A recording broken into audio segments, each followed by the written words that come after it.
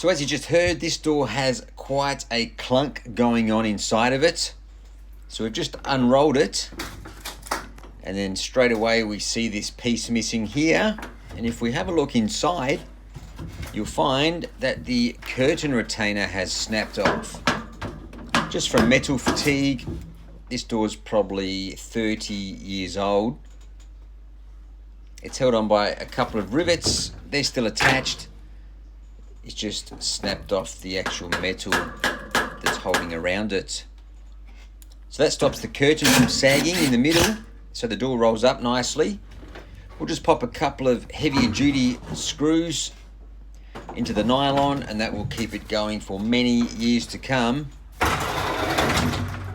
We'll put it back together, put the tracks on, and we'll give it a few test runs. We've given it a bit of a service as much as we can. Only so much you can do for a door this age, but it runs pretty good. So one last problem, which is out of our scope of works, is the ceiling is collapsing. You can tell straight away if you see white powder on the front of the door. That's from the gyprock ceiling. You can see it's worn a bit of a hole in there from the lock. I don't think it's going to be much of an issue. Most of it's worn away, so for now, all fixed. I'm that roller door bloke. Thanks for watching.